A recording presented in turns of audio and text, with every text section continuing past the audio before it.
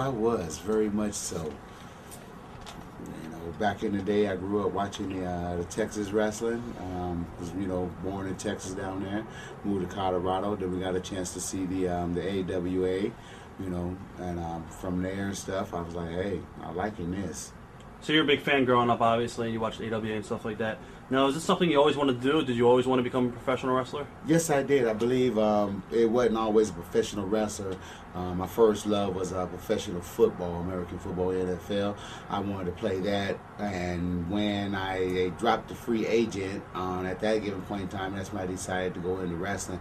Anything that had the pro behind it, didn't matter what sport it was. Right. Now, how did you actually get into the sport of pro wrestling, as far as your training and stuff? Well, shit, man. I was sitting back at the house one day, man, back in like 1983, 84, smoking big weed. Right, I'm just sitting back kicking at this homeboy of mine. He was like manager of these apartments I was living in. Man, he was about $1.85, soaking wet with a brick in his pocket. Kept telling me, man, I'm a pro wrestler. I said, man, you ain't no pro wrestler. He's like, no, really, man, I'm a pro wrestler. So one day I got high enough and drunk enough to go down and check him out. So I went down there to the arena, went out to the guy's house, had a little ring set up in the backyard, and they got in there and got to bouncing around and shit. And I was like, damn, that looks pretty fun. Like something I could do. Got in there, cut a couple back flips, couple front flips, shit. Next thing you know, I was pro wrestling. So basically nobody actually took you under their wing to train you? As far as when you first broke into the business? When I first broke in, me and the guy, Magic, Michael Starr, stuff, Jeff Gold, we used to always train together at the given point in time, but we taught ourselves. Basically what we seeing on TV is like, hey man, if I see somebody do it, I can do that. And so basically we just taught ourselves a lot of empty apartments that we was painting, working on. Man, we would go on there, body slam each other, throw everybody up against the wall, put a couple holes in the wall. Next thing you know, we replacing the drywall and everything else. Go outside on the grass, do some of that backyard wrestling and stuff. And man, after that, man, hey, we was on it. Now, actually, what promotion was the first promotion you went to, and how did you get contact with the promoter? The first promotion I probably worked for was Rocky Mountain Pro Wrestling and stuff. This is in Colorado? Colorado. Yeah, and basically what happened is I went down there, watched him, to say it was wrestling. Like I said, we started getting into it, started practicing. They did a couple shows, a couple small shows here, a couple small shows there, and I was just going, hitting small shows, getting paid a little $20, $30 a night, driving the ring truck from Boom Jump, Egypt, to back to the other side, setting up the ring, tearing it down, everything from the groundwork up. Right. You know what I'm saying? We had a chance to do, so. Now, did any of the veterans take you under the wing and obviously show you how to, like, the psychology of the business? Back in the day and stuff, man, when I first got in, I was probably one of the only few, me and Jeff and one of the other guys was probably one of the few guys who had a chance to work with the veterans, some of the older guys who came in and worked at the time. So I got a chance to work with like Playboy Buddy Rhodes and Colonel the Bears. I got a chance to work with him and stuff, and they took me under their wings and kind of showed me the things to do the right way, what I should do, what I shouldn't do, and try to teach me on how to tell a story. As far as being a young and up-and-coming wrestler and stuff. So. Did you pick it up pretty quickly? Yes, I did and stuff. I was an athlete to begin with. My dad was a professional boxer. I was a Golden Glove boxer. I've always been into sports and stuff like that. So for me, it was fairly easy to pick up the wrestling. From there, where did you end up? Was it the New Japan Dojo, or was that a little bit later down the line? Actually, it was a little bit later on down the line and stuff. I was still working out there in Denver, Colorado. We had started getting built up a little bit more, started doing a little bit more shows, started getting a little bit more better. And we happened to be running a big show at the Boulder Coast in Big Van Vader. Mr. Leon White happened to be in town. He was the European champion at that time, and he was also going to New Japan. And he had just started over in New Japan, and he had came back and he was going to be the main event on the show. So he came down to the show, watched the show, see my match, and said, hey man, I think you'd be great for the junior category over in Japan.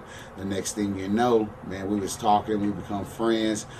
He hired a guy to make a videotape for me. The guy made a tape, took it over to Japan. About 6 months to a year later, I was going over there for my first tour. What was a typical day like at the dojo? Because you ended up in the New Japan Dojo. Well, typical day at the dojo, man, was just basic. You know what I'm saying? Be like just like going to the military, anything else you would do. You know what I'm saying, man? You wake up at 7:30, 8 o'clock in the morning. You wake up, you clean the dojo, you mop, you clean the toilets, you do all of that. Prior before training. Training usually started about 8:45. You had to be in there, so about 9 o'clock we would always start. So. An easy day basically was, hey, 9 o'clock we get started. You come in there, you stretch for about an hour. You do the push-ups. You do 1,000 squats, 500 to 1,000 squats, 400 or 500 push-ups. You do about 500 sit-ups. You're thinking, hey, damn, my day's done. When actually and stuff, your day was just getting started. So after you did all of that, you got a little 5-minute break to get a chance to get some water, and then you would come back in, and we would have to shoot wrestle for about an hour, and then you would come back and you would have to take another 5-minute break, and then you would come back, and then we would have to bump 100 times a piece each guy. And after we did all of that, then we would spar a little bit more, around some more. Then after that was all done, you had a chance to go ahead and take a 15-minute break. It was like, wow, you got 15 minutes. It was like feeling good. You know what I'm saying? So, hey, you refresh yourself, get a little banana, get some water, and you come back and you get started all over at ground one, which was basically taking the 5-mile hike, you know what I'm saying, which was a run around Tokyo, up some about 120 steps, carrying somebody on your back, up and down about 10, 15, 20 times, having 2 T's, racing up and down. Of course, hey, if you was on the loser team, you was going to do anywhere from 100 squats to 100 push-ups. This is on top of the 500 or 1,000 that you've done. Wow. So to me and stuff, basically that was an easy day. You finish up about 3:34. You eat a little lunch. Your legs is tired. You're sore. Shit, the only thing you want to do is crawl up the steps, crawl in your bed, and go to sleep and get ready for another day. So the training there was your real training, so to speak. I mean, that's where you really learned a lot of stuff. That's where I learned how to hook, how to shoot, basically how to perfect my bumps. As far as all the high-flying moves and stuff like that, I've already had that. That was a natural. That was something that I got from God-given talent, so. Who were some of the other guys that were in the dojo with you at the time? When I was at the dojo at the time and stuff, as far as gaijin-wise, Chris Benoit had just finished up with the dojo, and he was staying over for 2 weeks at the time. So Chris was telling me and stuff, hey, you need to start getting in shape. You need to start doing these squats. You need to start doing these push-ups. Let me go in here and show you a little shoot wrestling stuff because, hey, it ain't going to be easy. So he tried to help me out for the first 2 weeks and kind of get me in the mode and get me to the spirit and try to teach me a little Japanese to what was going on. And I'm thinking, hey, hey, there's another gaijin here. Hey, it's going to be all good. Shit, next thing I know, Chris is packing his bags up, taking his ass home. So, I'm stuck there and shit, the only gaijin, only American there. Nobody speaks English, and I have to learn to speak Japanese, and I ain't got a clue on where I start. Wow. Did you see any other foreigners in the dojo that actually quit and never made it? As far as when I came in and stuff, there was no foreigners there. When I was there and stuff, it was only Japanese guys. At the time when I was in there, some of the guys now there's big stars as far as like New Japan, All Japan. When I was there, that was in the dojo with me was like Nishimura. You got Tenza, right now, which has been the heavyweight champion a few times. You got Yuji Nagata. You've got Altani, Takaiwa. These guys right now is with 0-1. You know what I'm saying? A lot of these guys was in the dojo at the time when I was coming up. There's now, big stars over in Japan. What are your memories of your first few matches in Japan? What were they like?